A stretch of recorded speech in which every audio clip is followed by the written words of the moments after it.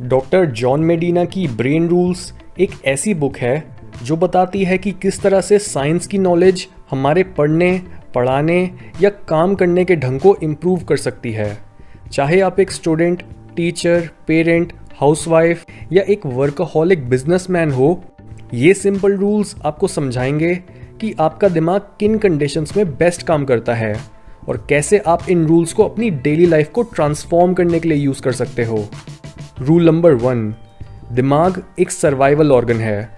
इस रूल के साथ डॉक्टर मेडिना बताते हैं कि हमारा दिमाग हर समय बदलते आउटडोर एनवायरनमेंट की प्रॉब्लम्स को सॉल्व करने के लिए बना है। जस्ट बिकॉज हम बड़े जानवरों से ताकतवर नहीं थे, हमारी सारी ताकत हमारा दिमाग ही था। यानी किस तरह से हम अपनी गलतियों से सीखते हैं और जिंदा रहने के लिए दूसरे इंसानों के साथ कोऑपरेट करते हैं। एक दूसरे को समझने की ये एबिलिटी हजारों सालों तक हमारी सबसे ज़रूरी सर्वाइवल स्ट्रैटेजी रही है। पर आज के टाइम पर एक स्कूल या वर्क एनवायरनमेंट में अगर कोई इंसान अपने टीचर, बॉस या कोलीग्स के साथ सेफ नहीं फील करता और ग्रुप के बीच में ट्रस्ट की कमी है, तो ऐसा एनवायरनमेंट कुछ भी सीखने या प्रोडक्टिविटी को मैक्सिमाइज करने के लिए बेकार है। अपनी क्रिएटिविटी को बाहर लाने के लिए और दिमाग को इफेक्टिवली यूज़ करने के लिए एक ऐसा एनवायरनमेंट चुनो जहाँ पर पूरा ग्रुप एक शेयर्ड गोल की तरफ काम करता है और सब एक दूसरे के डिफरेंट ओपिनियंस को रिस्पेक्ट करते हैं। रूल नंबर 2, एक्सरसाइज हमारी ब्रेन पावर बढ़ाती है।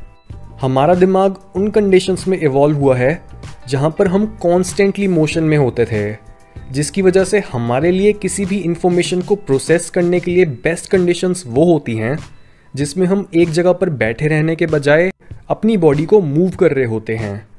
एक रिसर्च में ये देखा भी गया कि जब एक सेडेंटरी पॉपुलेशन एक एक्टिव लाइफस्टाइल अडॉप्ट करती है तब उनके कॉग्निटिव स्कोर्स बढ़ने लगते हैं, स्पेशली अगर वो एक एरोबिक एक्सरसाइज करते हैं जैसे रनिंग, वॉकिंग, स्विमिंग या साइकिलिंग। ये इसलिए होता है क्योंकि एक्सरसाइज करने से हमारे दिमाग में मौजूद न्यूरॉन्स की तादाद बढ़ती है और उस तक ऑक्सीजन और ग्लूकोज भी ज़्यादा पहुंचता है। ऑक्सीजन अनस्टेबल इलेक्ट्रॉन्स यानी फ्री रेडिकल्स को कम करती है और हमारी मेंटल शार्पनेस को बढ़ाती है, और ग्लूकोज का काम होता है दिमाग को एनर्जी प्रोवाइड करना। रिसर्च के हिसाब से बेस्ट रिजल्ट्स पाने के लिए आपको हफ्ते में एटलीस्ट 2 से 3 बार 30 मिनट तक एरोबिक एक्सरसाइज करनी है, और अगर आप इसके साथ स्ट्रेंथ ट्रेनिंग भी करो तो वो और भी अच्छा है। पर अगर आपके पास इतना टाइम नहीं है तो long distance walking brain power increase करने का सबसे सिंपल और इफेक्टिव तरीका है। रूल नंबर 3, आपकी स्लीप क्वालिटी डायरेक्टली रिलेटेड है आपकी थिंकिंग कैपेबिलिटीज से। डॉक्टर मेडिना ने बताया है कि किस तरह से सोते टाइम भी हमारा दिमाग एक्टिव रहता है, और मे बी इसका रीज़न है दिन में ली गई इंफॉर्मेशन को प्रोसेस करना और नई चीज़ों को याद करना। जनरली हर इंसान को कितनी नींद चाहिए होती है और कब चाहिए होती है ये वेरी करता है, पर दोपहर के टाइम पर नींद आना हर इंसान के लिए काफ़ी नॉर्मल है, क्योंकि लगभग 3 बजे के आसपास हमारी बॉडी में नींद पैदा करने वाले और सुस्ती लाने वाले केमिकल्स पीक पर होते हैं। यहाँ तक कि एक रिसर्च में जब लोग दोपहर में सिर्फ 20 से 25 मिनट के लिए सोए तब उनकी मेंटल परफॉर्मेंस में 34% की इम्प्रूवमेंट हुई। सो कोशिश करो कि आप 7 से 8 घंटे की नींद ज़रूर पूरी करो, और अगर दोपहर में नींद आए तब भी एटलीस्ट 15 से 20 मिनट की झपकी ज़रूर लो। रूल नंबर 4, आपका दिमाग लंबे समय तक स्ट्रेस सहने के लिए नहीं बना।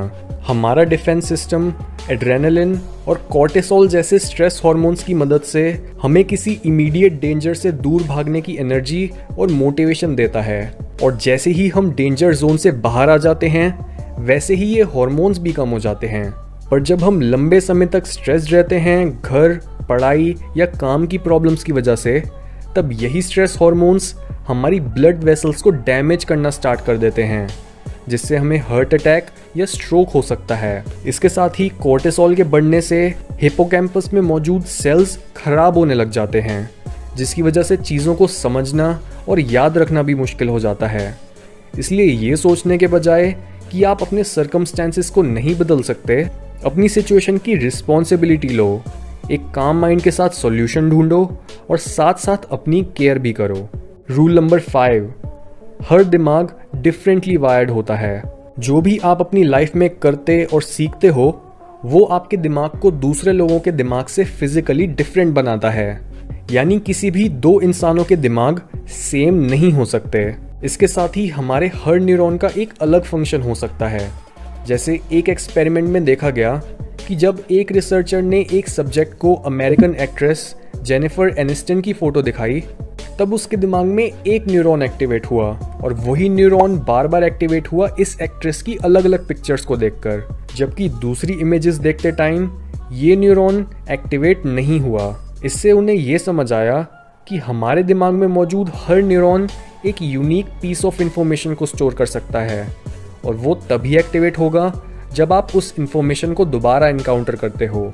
जिसका मतलब जिन लोगों या सेलिब्रिटीज़ के साथ आप फेमिलियर हो उन्हें पहचानने के लिए आपके दिमाग में एक स्पेशल न्यूरॉन है। रूल नंबर 6, हम बोरिंग चीज़ों को इग्नोर करते हैं और हम किन चीज़ों को अटेंशन देते हैं ये हमारी मेमोरी, इंटरेस्ट, कल्चर और उस चीज़ से मिलने वाली आउटकम पर डिपेंड करता है, क्योंकि ये सारे फैक्टर्स या इवेंट्स हमें इमोशनल बनाते हैं और जिस किसी भी चीज़ के साथ हमारे इमोशंस जुड़ जाते हैं वो हमें लंबे समय तक और ज़्यादा एक्यूरेटली याद रहती है, क्योंकि पॉजिटिव इमोशंस एक ऐसी अपॉर्चुनिटी सिग्नल करते हैं जो हमारे सर्वाइवल और रिप्रोडक्शन के चांसेस को बढ़ा सकती है और नेगेटिव इमोशंस हमारा ध्यान इसलिए खींचते हैं क्योंकि नेगेटिव चीज़ें हमें मार सकती हैं।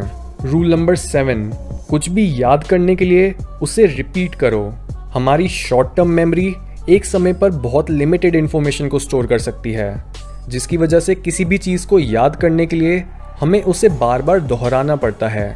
इसके साथ ही जब भी हम अपने दिमाग को कोई इन्फॉर्मेशन देते हैं तब वो उसे टुकड़ों में बांटकर कॉर्टेक्स के अलग अलग हिस्सों में भेज देता है स्टोरेज के लिए, और इस इन्फॉर्मेशन के साथ जितनी डिटेल और कंटेक्स्ट जुड़ा होता है उतना ही लंबे समय तक हमें वो याद रहता है।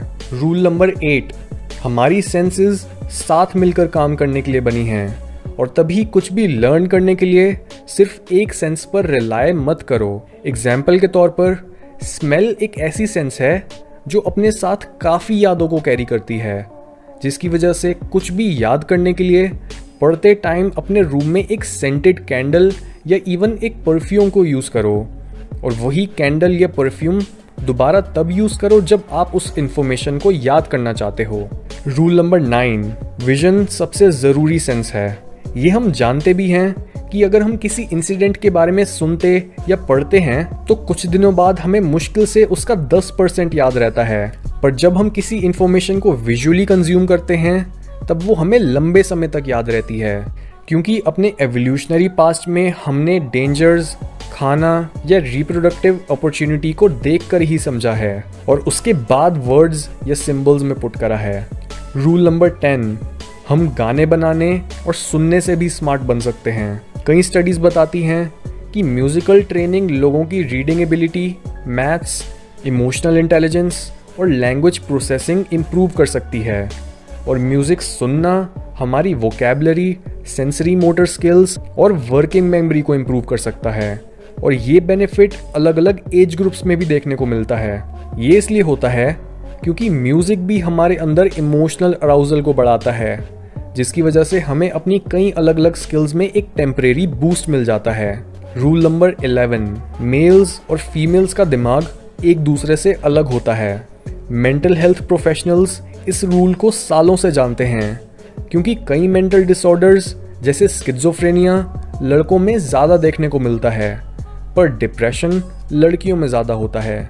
इसके साथ ही प्यूबर्टी के टाइम लड़के ज़्यादा एंटी सोशल बिहेवियर दिखाते हैं और लड़कियों में एंजाइटी बढ़ जाती है। स्ट्रेस के टाइम लड़कों के राइट हेमिस्फीयर का एमिगडाला एक्टिवेट होता है, जो उन्हें सिचुएशन को आउटलाइन करके उसे समझने में आसान बनाता है, जबकि लड़कियों में स्ट्रेस के टाइम लेफ्ट हेमिस्फीयर का एमिगडाला एक्टिवेट होता है, जो उन्हें सिचुएशन की डिटेल्स समझने के काबिल बनाता है। रूल नंबर 12, हम एक्सप्लोर करने के लिए बने हैं। ये रूल बताता है कि हम चीज़ों को समझने का तरीका एक काफ़ी छोटी उम्र से सीख जाते हैं, क्योंकि जब हम किसी चीज़ को एक बच्चे के हाथ में देते हैं तब वो उसे फील करता है, पलटता है, कान या मुंह में डालता है और उसे तोड़कर देखता है ताकि वो उसके बारे में कुछ ज़रूरी इन्फॉर्मेशन इकट्ठी कर पाए और उसकी प्रॉपर्टीज़ को समझ पाए। हमारी चीज़ों को समझने की यही डिज़ायर हमारे एक एडल्ट बनने के बाद भी हमें अपने एनवायरनमेंट को समझने के लिए क्यूरियस बनाती है, ताकि हमारा दिमाग कॉन्स्टेंटली चेंज होता रहे और हम नई नई चीज़ें सीखते रहें।